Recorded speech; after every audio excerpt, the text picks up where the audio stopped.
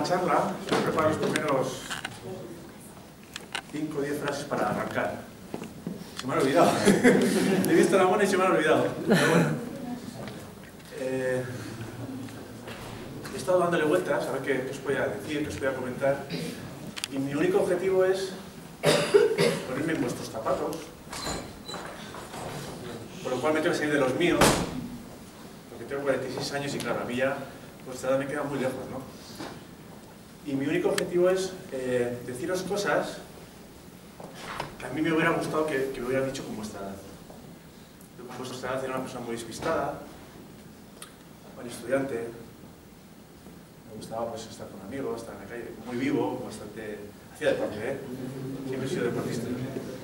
Entonces, con los años, y gracias a que he tenido muchísima suerte, he ido encarrilando en mi vida y me considero un afortunado. Entonces, me gustaría contaros un poquito en qué he basado el éxito de mis deportistas y el mío propio, ¿vale? He traído una presentación que ha salido antes. Bueno, para los que no me conocen, pues soy entrenador, llevo muchos años, 25 años en la profesión y es mi gran pasión. En la época en la cual yo empezaba, tenía vuestra edad, yo estudiaba para ser lo que quería ser, pero no se vivía del deporte. Entonces, ¿qué hacíamos? Trabajábamos y nuestros ratos libres hacíamos lo que nos gustaba, que era entrenar o ser entrenador. Pero no te podías cuestionar vivir de esto. Yo me acuerdo que decía a mis padres, yo voy a ser entrenador. ¿De qué vas a vivir? ¿No? Entonces pues ibas haciendo trabajos que no te gustaban y poco a poco pues te ibas metiendo en el mundo laboral sin darte cuenta, porque de verdad que cuando empiezas a entrenar en Aroa nunca piensas que vas a vivir de ello. Pero es verdad que bueno, pues los resultados van llegando, las oportunidades van llegando, los patrocinios, los sponsors, las becas y poco a poco pues va cambiando la dinámica. Entre otros deportistas, pues tenía Tania Lossigui, su campeona del mundo de golf, la primera mujer española que jugó el circuito americano, Roberto Eras, campeón de la Vuelta Ciclista España, Ike Fernández y Boni Dígoras, olímpicos en snow, Odín Codazo, Norma Landa, Esticho Extremo, profesionales en surf, golfistas como Arruti, Ariano Taegui, está jugando el circuito europeo, Iñaki Alúzita, Iñigo Urquizu y para mí el más grande que es Chema Olazábal. A día de hoy tiene 50 años y sigue compitiendo. Dentro de 2 semanas competirá en el Máster de Augusta.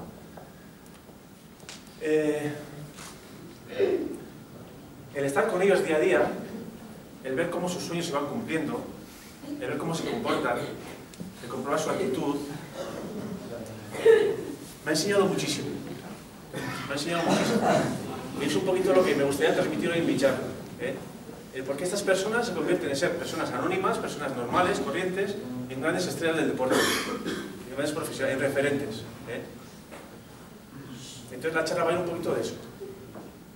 También he trabajado para todo este tipo de... Bueno, no tampoco quiero alargarme, pero he trabajado para ASPE, para la Sociedad, Artículos de Sebastián, Reunión y para muchas. Y esta es mi última parte de mi vida, que he dejado el mundo profesional, sigo entrenando a Chema Olazábal, ahora es mi mujer, si la dejo, entonces, claro, me he obligado a entrenar, pero ahora ya me dedico al mundo profesional, al mundo empresarial. Yo ahora trabajo para Degui y me dedico a entrenar a empresarios, ¿vale? No físicamente, les enseño para ser grandes líderes, grandes personas, personas eficaces, productivas y sobre todo que sepan dirigir sus empresas desde el punto de vista emocional, ¿vale? Entonces también me gustaría luego hablar un poquito de eso, porque como estoy todo el día con ellos y vosotros dentro de poco tenéis que estar enfrentados a una entrevista de trabajo y que os contraten, pues os voy a contar qué es lo que ellos buscan de sus trabajadores. Y no es nada lo que pensáis.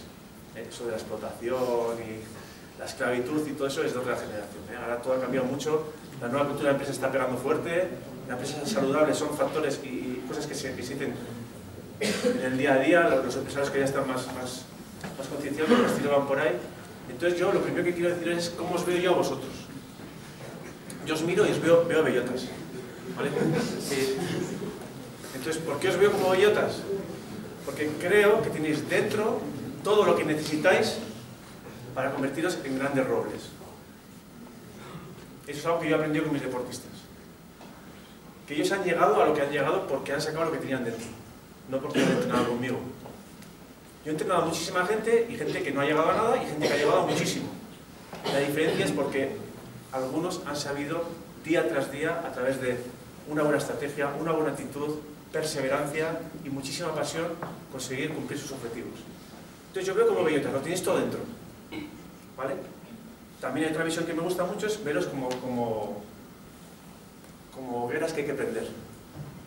Vosotros sois la leña, hay que prender esa hoguera, ¿eh?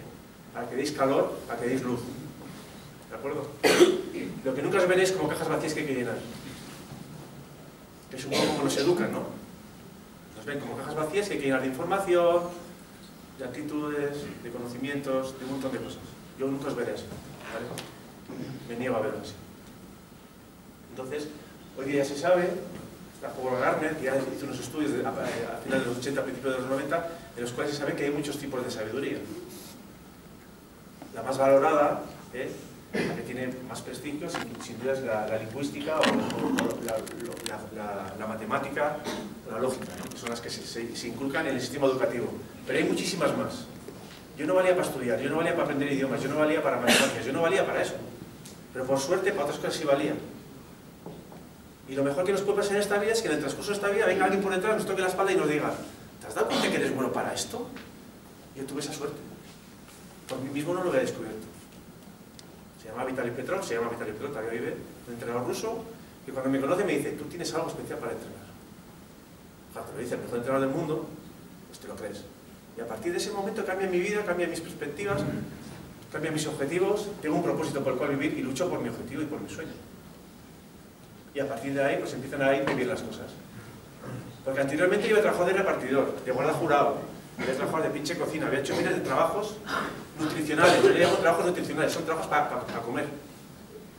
Pero el trabajo pasional es el que realmente tiene sentido y el que cambia todo, ¿no? Entonces me gustaría hablar un poquito del fracaso escolar. ¿Cómo veo yo el fracaso escolar? Yo formo parte de ese grupo de fracaso escolar. Entonces, para mí el fracaso escolar, he puesto un símil desde el mundo del deporte. Todos conocéis a Michael Phelps, es el mejor nadador de la historia, de 20 y tantos Juegos Olímpicos. Entonces vamos a hacernos una composición del lugar en la cual Michael Phelps va a la universidad y le hacen unas pruebas de natación. Entonces el profesor o el instructor o el entrenador de natación, el informe que hace es: chaval formidable, una tipología extraordinaria, asimila muy rápido todo tipo de ejercicios, se desplaza muy bien por el agua, si entrena llegará a ser una estrella. Sin embargo, los otros días va a un entrenador de atletismo y hace el mismo informe, pero cambian los datos: torpe, lento, descoordinado. ¿Qué es lo que haría la sociedad? ¿Qué es lo que hace el sistema educativo en muchos casos? ¿Qué es lo que hacen los padres? Clase de refuerzo en atletismo. Con lo cual estamos siempre potenciando y estamos siempre focalizándonos en las cosas que se nos dan mal. Entonces yo creo que es un grave error. Entonces, evidentemente, yo para ser entrenador tuve que estudiar asignaturas que no me gustaban. Pero como le das ese enfoque de que vas a dedicarte a lo que te gusta y el 80% de lo que estás estudiando te apasiona, lo otro entra en el grupo de asignaturas que son importantes y que realmente tienen sentido. Entonces os voy a explicar un poquito cómo funciona el cerebro. Ya sabéis que hay 3 tipos de cerebros. Está el cerebro reptiliano, que se creó hace 310 millones de años. Se llama reptiliano porque es que tiene los reptiles. Se encarga de la supervivencia. Es instintivo. Luego hay otro cerebro, el que nace después, se crea sobre todo en los mamíferos, 100 millones de años, que es el emocional, es el límbico, ¿vale? Y luego está el neocórtex. El neocórtex está sobrevalorado. Todo lo que veis aquí lo ha creado el neocórtex, todo. La imaginación, la creatividad, todo eso es el neocórtex. Pero a mí me gustaría hablar hoy del cerebro límbico. El cerebro, bueno, primero voy a hacer aquí el cerebro límbico es este, lo que veis aquí el dibujo, está dibujado en rojo. ¿Por qué se crea? Se crea porque si tenemos emociones somos más efectivos en la supervivencia.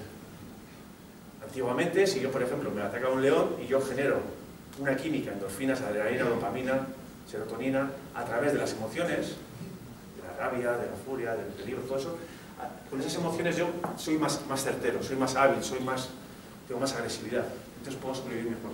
Si yo me enamoro de una chica, pues voy a tener más actos sexuales con ella. Entonces hay más probabilidades de que la especie sobreviva, que haya una reproducción más efectiva. Entonces por eso se crea. Entonces que sepáis que hay tres tipos de cerebros y uno tiene que ver con la razón, otro con la emoción y otro con el instinto. El reptiliano no me va a detener en él porque no depende de nosotros estar ahí. Entonces que sepáis que solamente entienden cuando el enemigo es mayor que nosotros, tendemos a huir. Entonces muchas veces huimos ante el peligro porque creemos que el enemigo es mayor que nosotros. También nos podemos esconder. ¿De acuerdo? Pero cuando el enemigo es más débil tendemos a atacar. Este seguramente el cerebro reptiliano no tiene que tocar. Tuvo algún accidente de moto o algo porque yo creo que no ha sabido valorar muy bien quién es el enemigo fuerte. No sé cómo acaba la historia, me tiene mala pinta, ¿eh? Entonces, el límbico, sin embargo, se crea entre los 0 y los 8 años, es el emocional, y de ahí nace el carácter, nace las emociones, ¿de acuerdo? Bueno, yo soy muy payasete, me gusta reírme de todo, ¿sabes? Tampoco, la charla va a tener muchos momentos de... Entonces, yo lo que quiero demostrar en esta charla es que no somos seres racionales, somos seres emocionales, ¿de acuerdo? Me gustaría demostrarlo, porque es algo que a mí me ha cambiado la vida como entrenador, ver a las personas que tienen emoción. A mí lo que me importa es cómo se sienten a la hora de Santa Percia, no lo que ella está pensando, sino cómo se siente ella. Y os puedo contar miles de anécdotas. Me acuerdo de la Olimpiada de Atenas, ella estaba nerviosísima, estaba hecha polvo. Su primera Olimpiada, 70.000 personas, 300 millones de personas viéndolo en directo por televisión. Y el primer salto fue horroroso, horroroso, horroroso. Me miraba así como con cara de perro abandonado y me decía, ¿qué cojones está pasando aquí? Yo le podía corregir lo que estaba fallando todo, le podía sacar miles de fallos. Pero lo que me preocupaba es que ella estuviera cómoda. Lo único que le dije es algo que a la pista, haz el trabajo lo mejor que puedas, si hoy te toca perder, pierde con honor, y dentro de dos días todo esto habrá pasado, yo te voy a seguir queriendo, te voy a seguir entrenando y lucharemos por nuevos sueños. Le dije eso y el siguiente salto mejoró muchísimo, muchísimo, muchísimo. Y el tercer salto lo hizo extraordinariamente bien y al final quedó sexta en la Olimpiada cuando había por ranking le tocaba quedar la 23. Solamente me preocupaba que ella se sintiera cómoda. Y de verdad que había fallos para corregir, pero en ese momento lo que funcionó fue las emociones, fue trabajar las emociones. Entonces, os voy a mostrar qué son las emociones, ¿vale? Entonces, si fuéramos seres racionales, con la charla no voy a ir muy fresco porque es que es totalmente nueva y no la controlo, ¿eh? La terminé ayer, yo no es una charla que la repito todos los días, la he hecho para vosotros y entonces a veces no... Entonces, es la misma persona. Fijaros que es la misma persona. Si fuéramos seres racionales eso sería imposible, ¿me explico? Es la misma persona. Es la misma persona. Bueno, yo he tenido casos de anorexia, he tenido que tratar casos de anorexia y que sepáis que una anorésica sabe perfectamente, racionalmente sabe que está delgada, sabe que está fea, sabe que está enferma, sabe que va a acabar en un hospital, sabe que está jugándose la vida, sabe que no es atractiva, que ningún chico le va a gustar y sabe que así no puede encontrar trabajo, lo sabe todo, pero se siente gorda. Esta chica se sentía gorda. No, es que es un tema serio, es cómo nos sintamos lo que tiene peso, ¿de acuerdo? Entonces, ¿cómo os sintéis vosotros ahora con vuestra vida, con vuestro futuro, con vuestro porvenir? La percepción de que tengáis de las cosas es lo que determina todo, ¿de acuerdo? Entonces, las personas que... sí, a esto se hace más gracia, pues no tiene gracia, ¿no? Que sepáis que... las drogas, las drogas. A ver, yo no me voy a ocultar de nadie, yo he sido como vosotros, yo he probado drogas, ya sé lo que son. Entonces, pero también sé cómo acabaron mis amigos, que no las probaron, que consumieron. Entonces, las drogas está claro que es gente que quiere sentirse bien y que a través de las drogas en ese momento se siente muy bien. Pero claro, si tú te sientes mal y necesitas drogarte para sentirte bien, después de los efectos de la droga te sientes peor de lo que te sentías anteriormente. Por lo cual tienes que ir subiendo las dos, te metes en un bucle que normalmente no hay salida, porque las drogas, que sepáis todos, mientras puedes dejarlas, no quieres, y cuando quieres no puedes, ¿eh? Eso os lo digo desde ahora. Entonces, tampoco me voy a detener en este aspecto, que tampoco me... Pero que sepáis que las drogas no son buenas, ¿eh? No son buenas. Y que te puedes divertir mucho sin ellas. Fijaros lo que puede pasar en 3 años, 3 años, de 2001 a 2004. ¿Vale? Entonces, ¿por qué las emociones son tan fundamentales, tan importantes? Vosotros sois muy jóvenes, pero la gente un poquito más mayor, si yo os pregunto ¿dónde estabais cuando cayeron los aviones sobre las Torres Gemelas? ¿Os acordáis? ¿Os acordáis, verdad? Pues yo me acuerdo del detalle de que estaba en un bar, tomando un café. Me acuerdo del tío de la derecha. Me acuerdo de cómo era la televisión. Me acuerdo de todo. De lo que pasó el día anterior no me acuerdo de nada. De lo que pasó el día después, ¿qué es lo que ocurrió para que yo me acuerde de todo? Pues lo que ocurrió es que es un acto emocional. Es algo que a mí emocionalmente me ha afectado. Se queda archivado. Las personas mayores, cuando hablas con ellas, Digo, la mona, te cuentan historias de cuando tenía 15, 16, 20 años con una nitidez, con una lucidez, que parece que lo habían vivido ayer. Muchas veces no se acuerdan de cosas que han hecho hace 10 minutos. Todo lo que se ha vivido de manera emocional se queda archivado. Con eso es que os quiero decir, hoy día se sabe que las cosas emocionales, a través de la sinopsis, las neuronas, pueden reclutar hasta 20.000 neuronas. Las cosas que se hacen de manera racional son de 5.000. Entonces, hacer las cosas de manera emocional, que es hacer las cosas que te gustan, te puedes convertir en una persona muy potente, muy capaz. Los que vivimos la época de la Real, ni te cuento. Aquí tenía 13 años, claro, lo ves. Me acuerdo de todos los jugadores. De la alineación de la Real y Ciudad Real, sé 4 nombres. Y esto no se me olvida en la vida. Porque lo has vivido de manera muy emocional. Cuando he visto una película, vi la lista de Schindler, o Tu primer amor, son cosas que no olvidarás jamás. El primer beso, cosas de lo que te hayas pegado fuerte emocionalmente, son cosas que tienen... Entonces, aquí os pongo una frase que es: las emociones son vida y el resto es una pausa. Ya veis por dónde van los tiros, ¿no? Hay que vivir de manera... O sea, no puedes levantarte por la mañana y decir, voy a clase. Bueno, un día que no va a existir. Entonces, para mí, en el carnet de identidad, solamente tenía que poner lo que hemos vivido de manera apasionada. En mi caso no tenía que poner John Cara ICA 46 años, no tenía que poner John Cara ICA 13 o 15, los que tenga vividos apasionadamente. ¿Vale? ¿Me explico? Porque el otro no lo has vivido, ¿eh? Lo otro has estado tu cuerpo allí. Habrá fotos, habrá documentos, habrá gente que te ha visto, pero esto sale de tu cuerpo. ¿Vale? Entonces, muy importante vivir de manera apasionada. Bueno, esto es un poco ya, tiro a mi terreno, a lo de mirar. Este es Elvis Presley, ¿vale? Que sepáis que Elvis Presley, la primera que presentó una maqueta en una discográfica, le preguntaron, oye, tú aparte de tocar la guitarra y todo esto, ¿haces algo más? Dijo, sí, conduzco un camión. ¿Sabes lo que le dijo el tío? Digo, no lo vendas. Fue el que hizo el rock and roll, ¿no? Este es Beethoven, ¿vale? Beethoven con 40 años estaba totalmente sordo, no oía nada. Cero. Creó las 9 mejores sinfonías de Beethoven estando sordo. Eso es imposible, pues esto lo hizo.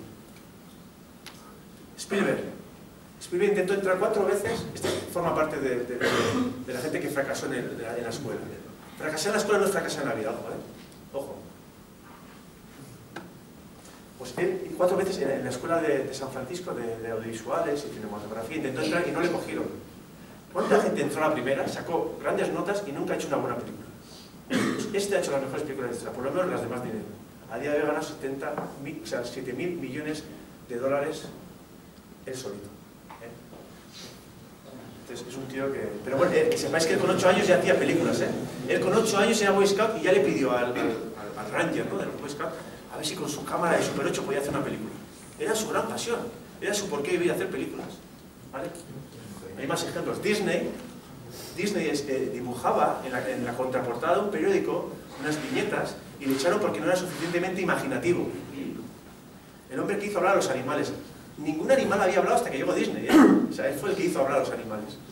Fijaos qué maravilla, ¿eh? Edison es el mayor inventor de la historia. Edison con 4 años le echaron del colegio porque no seguía el ritmo de sus compañeros. Y su madre decidió educarle. Fue el que inventó la bombilla. Imaginaros qué cambio para la humanidad. De estar todo el día conectados con antorchas y con candiles, llegó un hombre y inventó la bombilla. En rueda de prensa le preguntaron, ¿cómo se te ha ocurrido poner un polo positivo con uno negativo, con un hilo de cobre en un envoltorio de cristal para hacer la luz? Fijaros qué idea, ¿eh? ¿Sabe lo que contestó? 6.000 formas de comunicación la bombilla. Su propósito era encontrar la luz, la encontró, pero fracasando miles de veces. La persona que encuentre la vacuna del SIDA será una persona que día tras día irá a un laboratorio y fracasará. Y sus fracasos le dirán que por aquí no es por ahí. Irá y encontrará la vacuna del SIDA. Y luego está Paquelín, que todavía no ha hecho nada, pero ahora.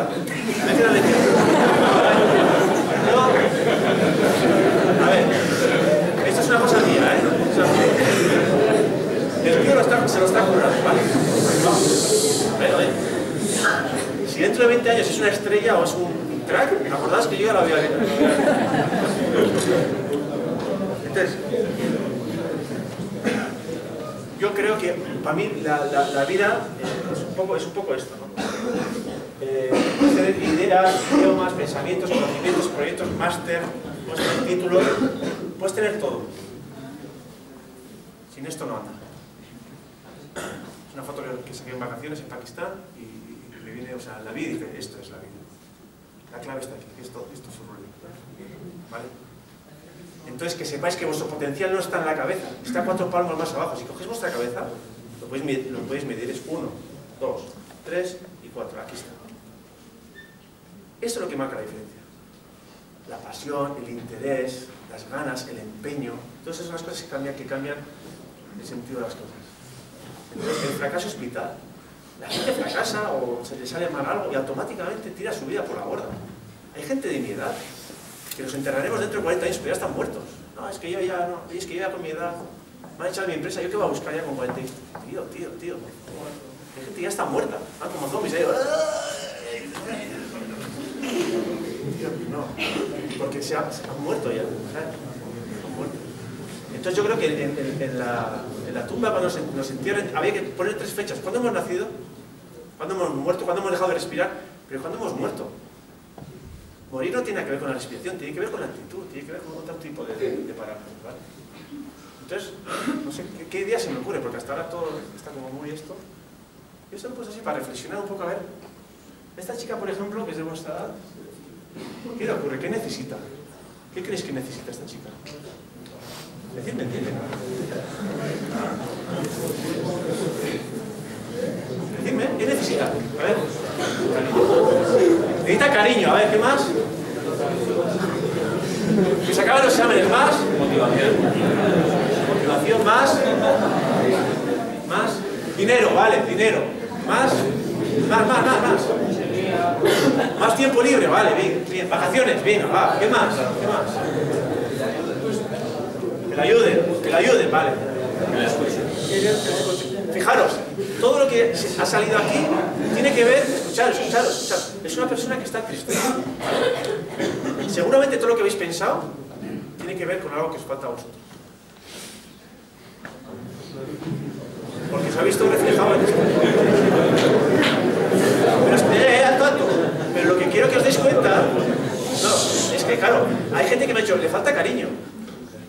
Claro, si te ha dejado tu novio y estás muy triste, claro, tu felicidad depende de tu novio. ¿Vale? Necesito que se acaben los exámenes para ser feliz. Necesito más tiempo libre. Estamos hablando de cosas externas que no dependen de nosotros. Eso es victimismo. No, aquí me voy a poner serio. Porque esto es tema serio. Entonces, fijaos, ¿qué hace un niño cuando se le rompe un regalo? ¿Qué hace un niño? Se ha roto. ¿Cuántos cojones? Claro, se ha roto. ¿Sabes? ¿Qué hacen 2 hermanos cuando se pegan y llega el padre? ¿Por qué le has pegado? Ha empezado él. Es decir, que él se está pegando a sí mismo a través tuyo, ¿no? ¿Me quieres decir? ¿Cómo va esta historia, no? O sea, fijaos qué cosas decimos, ¿no? ¿Qué dice alguien cuando se le cae algo al suelo? Un niño cuando se le cae algo al suelo. Bueno, en la cabeza. Se ha caído, tú. Los espaguetis, por sí mismos, se han subido a un precipicio y se han caído encima de su cabeza, ellos solos, ¿sabes? No han hecho, ¿sabes? ¿Qué hace una persona cuando llega tarde al trabajo? ¿Qué hace? Había tráfico, ¿no? ¿Había tráfico? Fijaros, siempre la culpa es de otro. Entonces, claro, cuando las cosas se han roto, se han caído, había atasco, es una forma de hablar victimista. Las cosas me pasan. Yo os quiero decir una cosa, las cosas no me pasan. Todos somos una cuenta de resultados. Mi peso es una cuenta de resultados. La mujer que tengo es una cuenta de resultados. El trabajo que tengo es una cuenta de resultados. Yo estoy aquí es una cuenta de resultados. Todo es una cuenta de resultados. Y con los años te vas dando cuenta. ¿Sabes? Entonces, vamos a empezar a coger responsabilidades, ¿vale? Pero claro, si yo no soy responsable de nada, todo me ocurre, es peligroso meternos en la. Entonces, esto es lo que más ha cambiado. De mi época a la vuestra, o sea, ahora ya, de verdad, sacas un montón de pecos y el padre va por el profesor. O sea, es una cosa, a nosotros nos daban unas hostias. Yo tenía cara redonda, fijaos cómo se le quedó. O sea, en el colegio, hasta el vecino. Yo creo que cuando mi madre dio la mano, iba donde el vecino y, ¿por qué este chaval? ¿Por qué suspendía? Pues sí, cogía y me daba a la vecina también. Entonces, yo no digo que haya que pegar, pero tampoco vamos a ir al otro extremo. Digo que habrá que tener una responsabilidad, ¿no? Entonces, vivimos así. Yo no he sido, ¿sabes? Es que tengo un profesor, es que tengo no sé qué. Pero todo esto tiene un problema grave, claro. Bueno, ¿qué ventaja tiene esto? ¿Qué ventaja tiene? Que soy inocente. Os encanta ser inocentes, ¿sabes? Os encanta ser inocentes.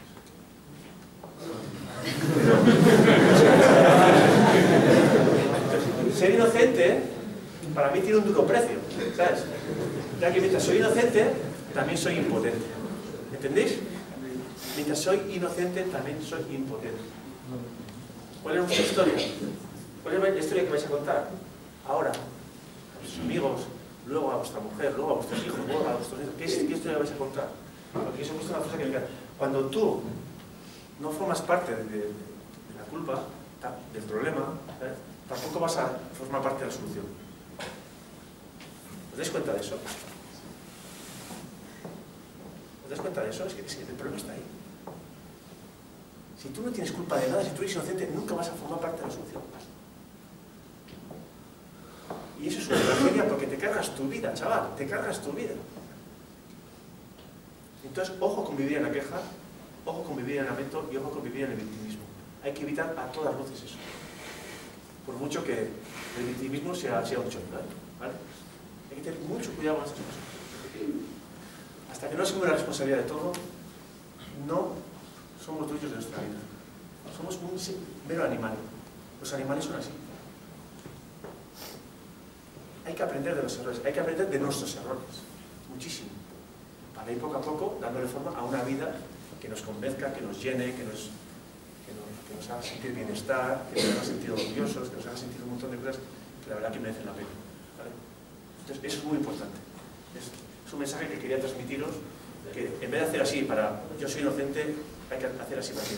Vale ya de poner excusas, pretextos y culpables. Los deportistas que yo he entrenado nunca me han hecho a mí la culpa de nada. Nunca han encontrado una excusa en nada y nunca encuentran pretextos, ¿no? Las cosas salen bien, salen mal, se aprende o no se aprende. Escucharle alguna vez, o sea, es muy bonito ver a Rafa Nadal, por ejemplo, jugar al tenis, pero escucharle las declaraciones después de un partido. Uno que haya perdido y uno que haya ganado. Es espectacular. A Rafa le conozco personalmente, tenemos una fundación con él y colaboramos mucho y jamás le he visto echar la culpa a nadie de sus fracasos. Pero cuando consigo un éxito, automáticamente el equipo, mi preparador, mi entrenador, mi tío, tal, enseguida, ¿sabes? Esas son las personas que realmente interesan. Entonces la pregunta que os quiero hacer, porque es que a lo mejor he venido aquí y os hago perder la mañana, o sea, ¿queréis triunfar? ¿Queréis triunfar? A ver, decir, ¿queréis triunfar en la vida? Sí, ¿no? ¿Qué? Luego, a mí también es muy importante, ¿eh? No. A mí también es muy importante qué es triunfar. ¿Qué es triunfar? Fijaros, yo puedo tener una gran ilusión por escribir un libro. Y acabo escribiendo un libro. Se venden 100 ejemplares. ¿Eso es triunfar?